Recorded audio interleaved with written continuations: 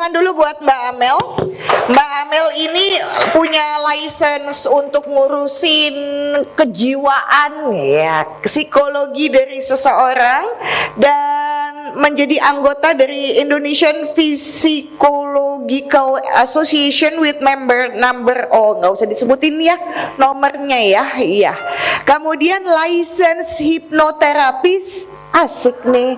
Wah, butuh nih kita nanti ya. Kemudian member of Mastermind of Institute of Hypnotherapy, dan member of Institute of Quantum Life. Mbak Amel, tolongin nih ibu-ibu mau seksnya enak. Saya juga mau. Silakan sayangku cantik. Baik, terima kasih banyak Mbak Syahnas atas waktunya. Dr. Farida, Dr. Tias, mohon izin. Selamat siang para pejuang kanker, para penyintas kanker dan sahabat MMC. Saya akan sapa dengan sahabat MMC ya. Bagaimana kabarnya hari ini?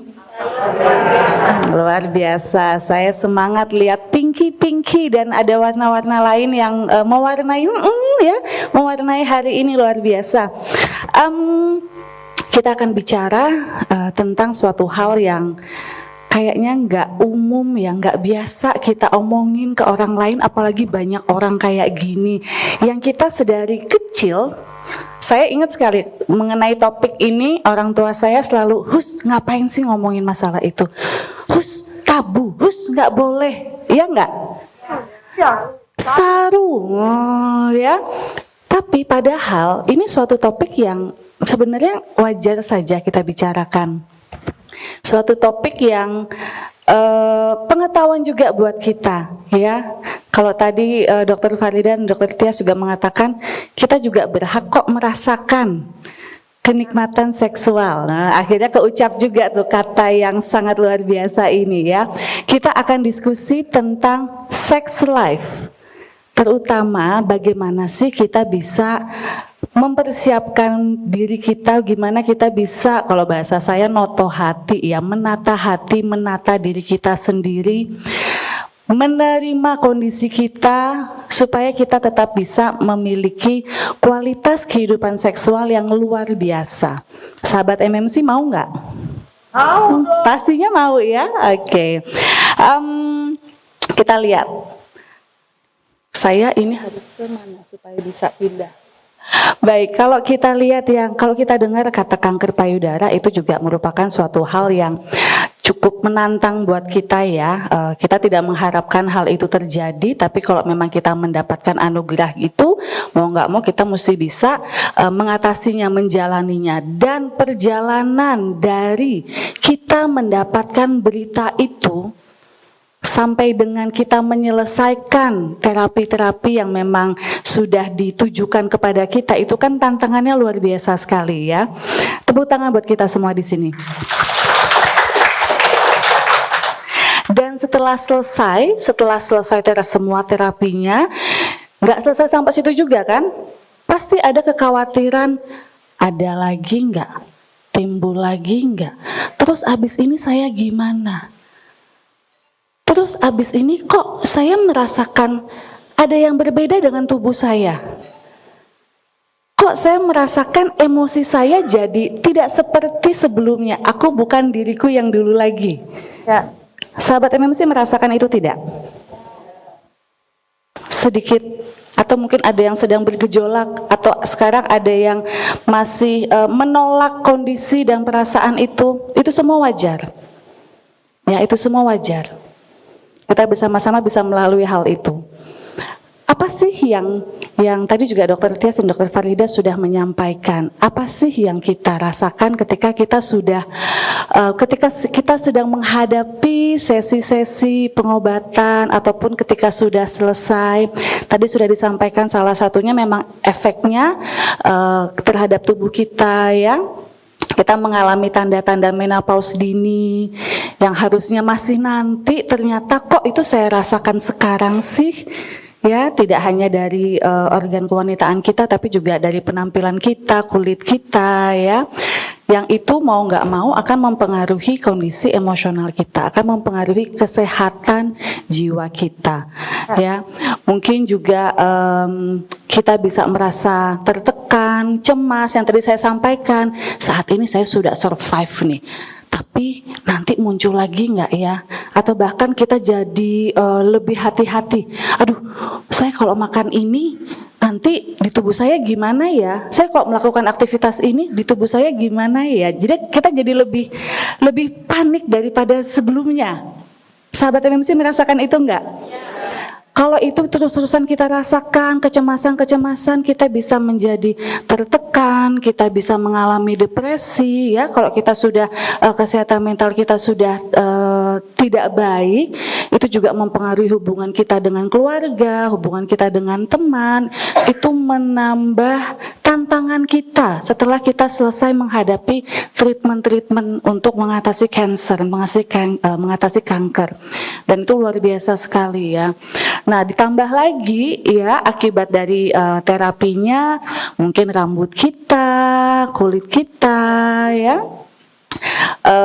sehingga kita merasa kok saya nggak seksi lagi sih, atau mungkin kalau kita harus menjalani terapi atau harus menjalani proses pengangkatan payudara, pasti kita merasa ada sesuatu hal dalam diri kita yang tidak utuh, yang hilang. Kita merasa sebagai wanita kok tidak lengkap, kurang sempurna. Ya, itu pasti mengganggu kita. Dengan pemikiran-pemikiran itu juga nanti akan mengganggu hubungan kita dengan orang terdekat, termasuk pasangan kita, termasuk dalam urusan diranjang juga. Kita merasa nggak pede dengan tubuh kita. Ya, sehingga kita harus mau nggak mau kita harus belajar untuk jatuh cinta lagi dengan diri kita sendiri. Nanti akan saya ajarkan, ada tekniknya namanya self ya. Kemudian yang pasti baik secara emosional, psikologis maupun dari efek dari pengobatan-pengobatannya, kita melihat aktivitas seksual itu bukan suatu hal yang mengasyikkan lagi. Tadi Dokter Tia sudah sampaikan, bahkan kita sampai mengasosiasikan, kalau dulu kita melihat suami gitu ya, baru mandi, aduh kayaknya seger, kinyis-kinyis gimana, pengen cubit gitu ya. Tapi karena kita ada pengalaman, sekali kita berhubungan kok sakit ya, setelah itu berhubungan lagi kok makin sakit ya, sehingga kita sampai mengasosiasikan atau menghubungkan aktivitas seksual itu sebagai suatu aktivitas yang menyakitkan, sehingga kita kehilangan minat, bukan dari fisik saja ya, tapi memang secara emosional kita akhirnya tidak mendapatkan rasa intimasi, rasa kedekatan yang dulunya kita dapatkan ketika berhubungan seksual dengan suami kita. Nah, mungkin sahabat MMC ada yang merasakan semuanya, semua hal ini, ada yang merasakan beberapa, tapi pastinya ini mengganggu, pastinya nggak nyaman, ya, pastinya sangat tidak nyaman. Terus kita harus gimana nih? Kita harus gimana supaya target kita hari ini kan gimana caranya supaya kita tetap bisa menikmati kehidupan seksual kita, supaya kualitas hubungan seksual kita juga tetap hot ya, tetap panas nih. Gimana caranya? Tadi Dokter Tia sudah menyampaikan beberapa tips, saya hanya menambahkan 2 saja. Kuncinya komunikasi, yang pertama. Baik dengan dokter yang merawat kita maupun dengan pasangan kita. Karena pasti komunikasi saya titik beratkan. Kembali tadi di awal saya sudah sampaikan, topik ini tuh kayaknya malu, tabu, saru. Ya, kadang kita merasa ya sudahlah, lawang saya sudah sehat, ngapain sih ngurusin kayak gituan ya. Mungkin sahabat MMC ada yang merasa seperti itu. Tapi kualitas seksual kita itu juga tadi sudah disampaikan, bahkan ada penelitiannya. Kualitas seksual kita, kualitas hubungan seksual kita itu bisa membantu untuk penyembuhan kita ya, untuk kebahagiaan kita. Jadi yuk kita sama-sama mulai belajar untuk membiasakan membicarakan topik terkait seksualitas, terkait hubungan seksual, terkait kualitas seksual kita dengan pasangan halal kita ya, perlu saya tambahkan itu Mbak Shanas. Ya, nah bicarakan kepada healthcare provider kita atau dokter kita ya, ini yang saya rasakan, ini yang saya inginkan.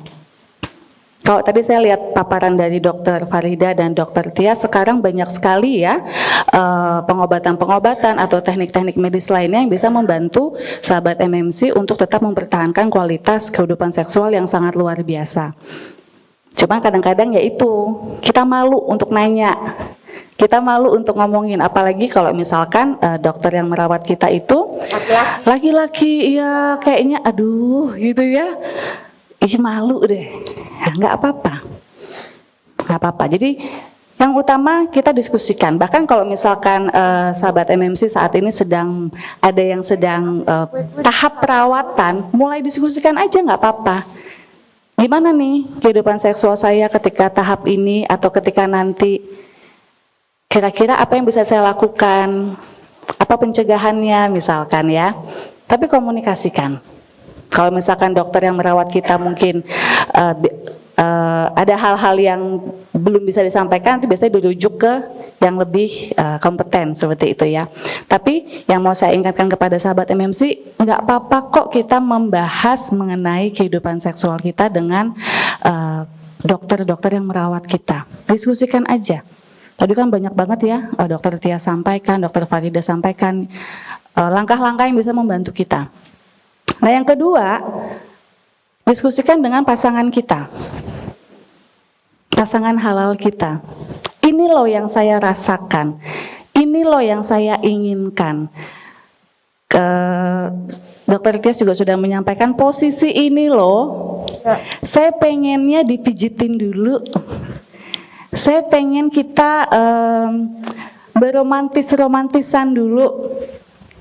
Ini loh yang saya khawatirkan. Kemarin itu kita udah nyoba berhubungan seksual sekali kok sakit ya. Saya takut sekarang sakit lagi. Kalau perlu ajak pasangan kita untuk diskusi dengan dokter kita. Ya, nggak apa-apa. Kalau di luar mungkin hal itu sudah lumrah ya Mbak Shanas ya. Cuma karena kebudayaan kita jadi kayaknya tuh aduh gitu ya. Belum banyak yang nyaman melakukan hal itu padahal nggak apa-apa. Katanya ngajak suaminya. Kalau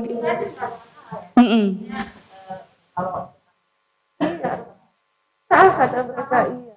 Betul. tapi suami ibu masih oke untuk diajak diskusi masalah hal itu. Alhamdulillah luar biasa sekali ya.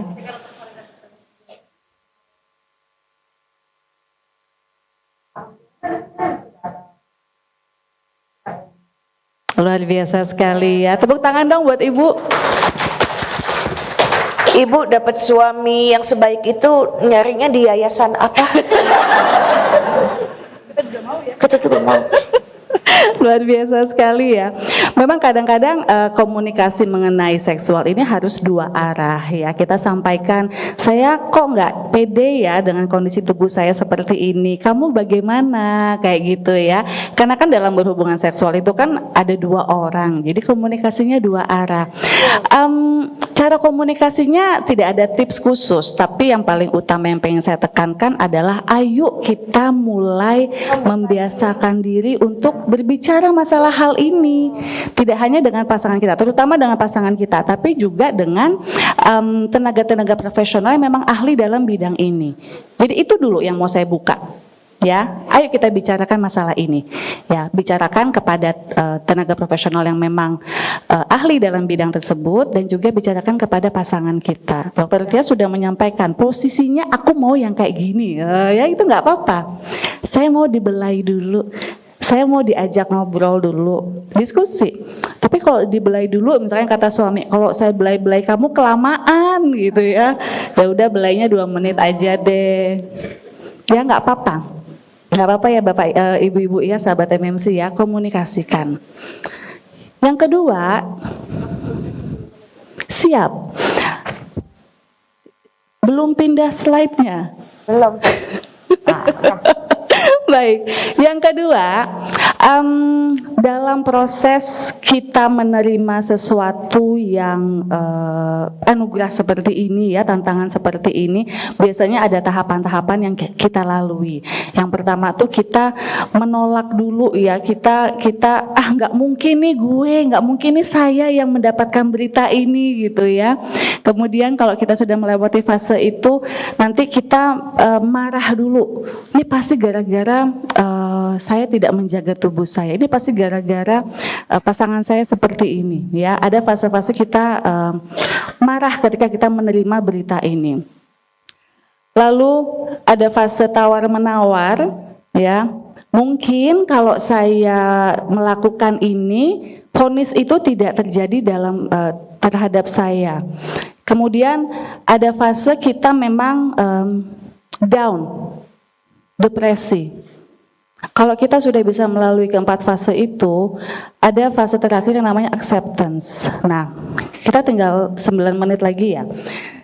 Jadi gini, saya mau praktek, ada salah satu teknik, sebenarnya ada beberapa teknik lain atau terapi yang bisa membantu sahabat MMC untuk lebih mudah nyampe ke fase yang kelima atau acceptance.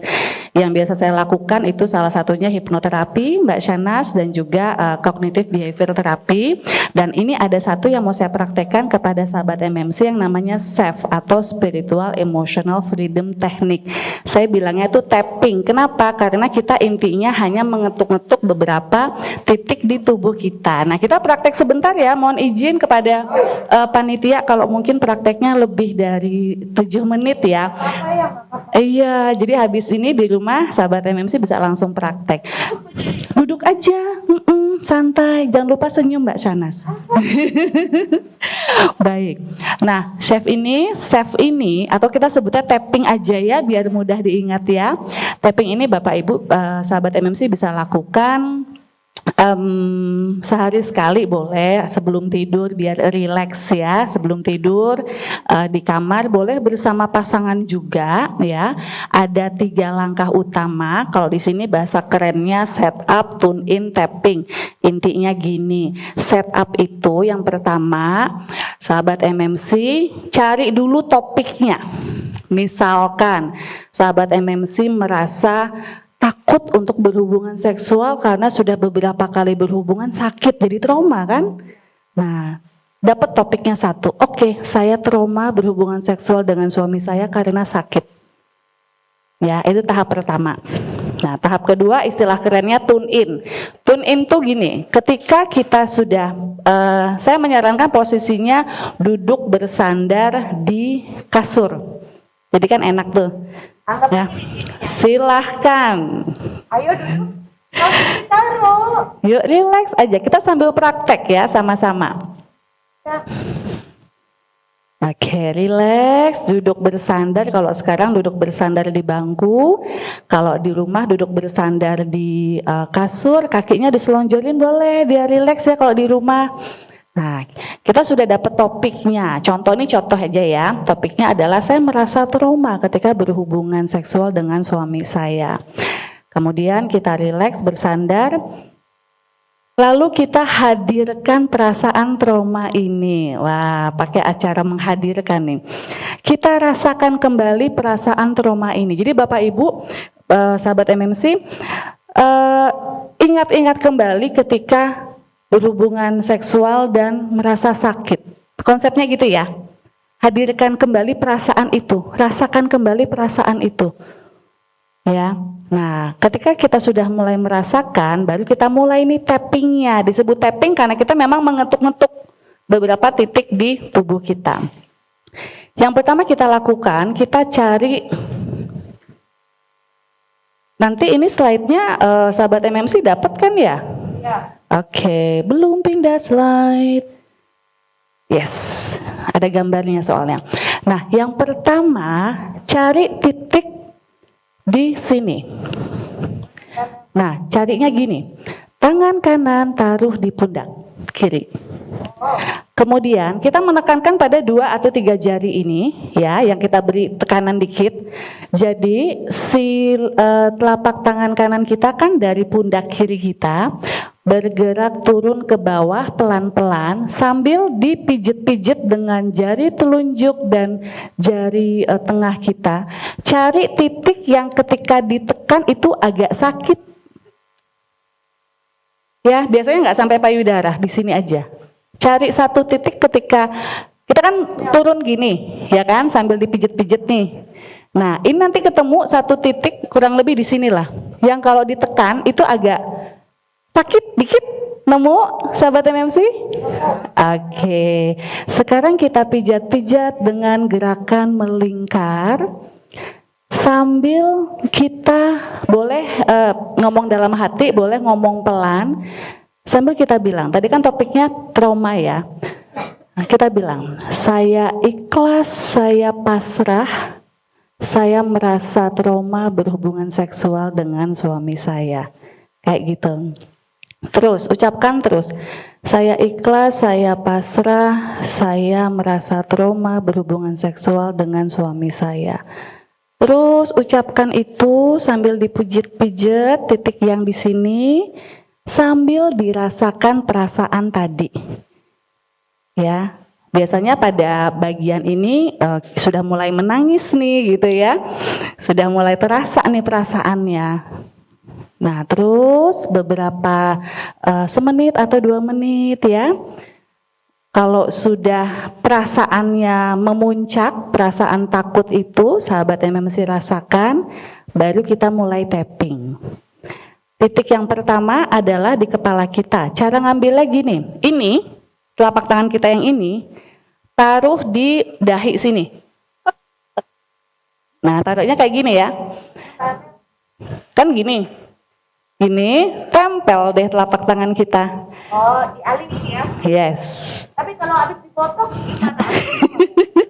Diki aja, dikira-kira alisnya di mana gitu. Ya. Nah, kan udah nemu nih. Letak jari telunjuk dan jari tengah kita di mana, itu adalah titik pertama yang kita tapping. Nah, jadi nyari titik di kepalanya tuh gitu. Tempel di jidat kita, di dahi kita, taruh, oh titiknya di sini. Nah, ini titik pertama, kita tapping. Makanya disebut tapping karena kita ketuk-ketuk dengan jari kita. Ketuknya nggak usah pakai emosi, gitu, nggak usah. Santai, tenang aja, relax aja, diketuk. Nah, selama proses tapping, selama kita memproses, mengketuk-ketuk bagian tubuh kita, sambil kita ucapkan terus, saya ikhlas, saya pasrah bahwa saya merasa trauma ketika berhubungan seksual dengan suami saya. Saya ikhlas, saya pasrah, gitu ya. Jadi tema yang mau kita terapikan kita ucapkan terus, saya ikhlas, saya pasrah sambil tapping. Nah, ini titik pertama. Nah, tubuh kita kita zonasikan. Gini, ada sebelah kiri, ada sebelah kanan. Katakanlah kita pilih sebelah kanan dulu, gitu ya. Jadi habis kepala, titik yang kedua adalah ujung alis. Nah, ujung alis sini. Ya, pakai 2 jari sini sayangku. Betul sekali. Kalau kita pakai alis mata kan ada ujungnya tuh. Nah, gitu ya. Ujung alis sini. Ya. Titik berikutnya adalah ini mata kita ada tulangnya kan? Di sini. Ya. Nah, di tulang mata yang sebelah sini. Titik berikutnya. Kemudian setelah itu di bawah mata kan ada tulang juga. Ya. Tapi tengah-tengah mata gini. Nah, di sini kita tapping juga. Ya. Terus sambil kita bilang saya ikhlas, saya pasrah bahwa saya merasa trauma berhubungan seksual dengan suami saya. Udah terus aja. Nah, berikutnya di kumis, tengah-tengah kumis. Ya, tengah-tengah kumis kita. Terus di tengah-tengah kumis kita. Habis itu di apa nih? Bawah bibir. Ya, di bawah bibir kita ketuk-ketuk. Kemudian ini di bawah leher kan ada tulang yang nonjol nih. Nah, kalau kita sedang mengerjakan tubuh sebelah kanan berarti cari tulang yang kanan. Ya. Yang sini, Mbak Shanas. Yang nonjol. Kan ada yang cowak, bahasa saya cowak apa tuh? Di sini kan ada kayak yang bolong gitu, kemudian kanan kiri ada tulang nanjau. Nah, kalau kita sedang di tubuh bagian kanan berarti yang sebelah kanan. Nah, udah nih ya, udah yang tulang. Kemudian ini area dada, nanti tolong dikondisikan dengan kondisi sahabat MMC ya. Area dada ada 2. Pertama, dada samping. Dada samping kita tepuk-tepuk dengan telapak tangan. Nah, ini bisa buat laki-laki dan perempuan, jadi unisex gitu ya. Ditepuk-tepuk. Ya, untuk yang samping. Kemudian di bahasa saya itu di bawah puting. Jadi kalau di sini kan ada tulang. Ya, di bawah payudara kita sejajar dengan puting kita kan kita bisa merasakan tulang. Nah, itu di tapping dengan 2 atau 3 jari. Nanti di rumah kan bisa diangkat dulu baru dirasakan tulangnya ya. Yang penting Ibu malah dicantolin gitu ya, Bu. Lagi perut. Makanya saya bilang kalau di rumah kan bisa diangkat dulu baru dicari tulangnya. Kalau di sini kan yang penting sahabat MMC tahu dulu nih di mana letaknya. Oke, di bawah dada. Nah, setelah itu adalah di telapak yang sini. Sini ya. Pakai 3 jari. Oh, terima kasih. Nah, di sini pakai 3 jari. Dah, terima kasih. Ya. Kalau sudah, sebalikannya.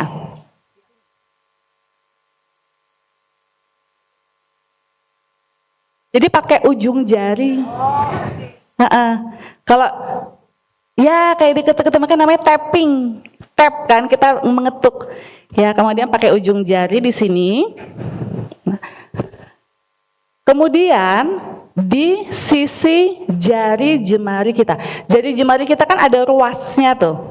Ya, ruas yang pertama, tapi di sisinya, kelihatan nggak? Misalkan jempol nih, ya. Oh, dan satu loh. Jadi ada belum nanya. Karena jadi lanjut dari tengah ya.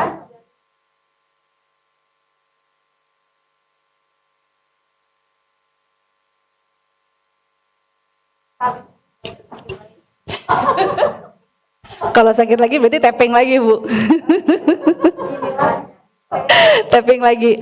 Nah, kalau sudah setelah itu lihat telapak tangan sahabat MMC, kan ada tulang antara tulang kelingking sama tulang jari manis nih, ada celahnya.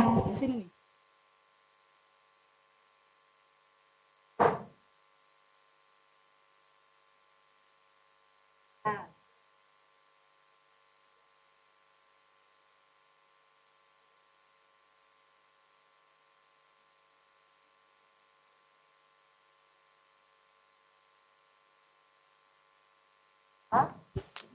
Ya, yang ya di sini ya.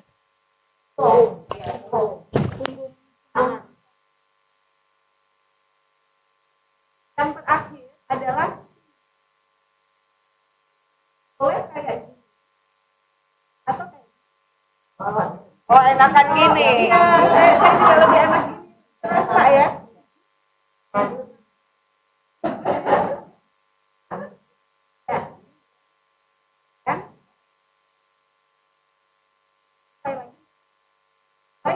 Oh.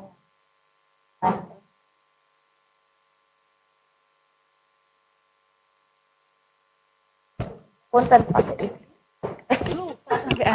Ya, jadi kalau sudah selesai sebelah kanan, mulai lagi yang sebelah kiri, tapi nggak usah dari sininya, dari awal nggak usah, langsung dari kepala aja, kepala, alis sini, alis samping, kemudian bawah mata, bawah hidung, bawah bibir, tulang di sini, samping ya, berarti samping kan pakai tangan yang sebelahnya.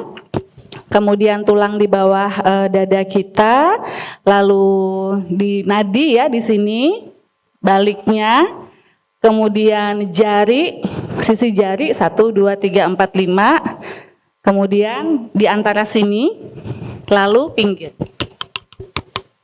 Ya, nah ingat sambil sahabat MMC tapping, sambil di ucapkan, saya ikhlas, saya pasrah bahwa saya ini, saya ikhlas, saya pasrah terus. Dan ketika sahabat MMC mau tapping, sampaikan kepada orang rumah, saya mau terapi dulu, tolong jangan diganggu. Kalau perlu sampaikan pada pasangan, papa di luar dulu deh, mama mau tapping dulu di dalam. Kenapa? Supaya kita bisa lebih leluasa mengeluarkan emosi kita. Biasanya tuh ya, kalau baru dari sini aja itu sudah berderai air mata, itu nggak apa-apa, ya, keluarkan saja. Apa yang dirasakan jangan ditahan-tahan. Kok aku merasa gini ya? Kemarin Mbak Amel kayaknya nggak cerita deh ada perasaan gini. Nggak usah gitu. Rasakan aja. Yang penting tapping di titik-titik yang sudah kita sama-sama praktekkan. Sambil ucapkan saya ikhlas, saya pasrah, saya ikhlas, saya pasrah. Ya. Nah, itu mempercepat kita untuk acceptance. Kenapa? Karena kondisi badan kita itu kan sudah berbeda sebelum kita menjalani terapi untuk kanker, ya. Kondisi emosional kita sudah berbeda. Bagaimana kita melakukan aktivitas seksual juga pastinya sudah berbeda. Nah, perubahan-perubahan yang dahsyat semacam itu kan kita perlu waktu dan usaha untuk bisa menerimanya. Intinya kita harus bisa jatuh cinta pada diri kita lagi. Kita memang bukan yang dulu lagi, tapi kita lebih baik, lebih kuat, lebih luar biasa. Seperti itu. Nah, tapping ini membantu mempercepat proses kita untuk bisa menerima, bisa jatuh cinta dengan diri kita sendiri. Kalau kita sudah lebih pede, lebih sayang terhadap diri kita sendiri, ya, harapannya kehidupan seksual kita juga semakin dahsyat. Terima kasih banyak dan tepuk tangan untuk kita semua. Terima kasih banyak Mbak Shanas.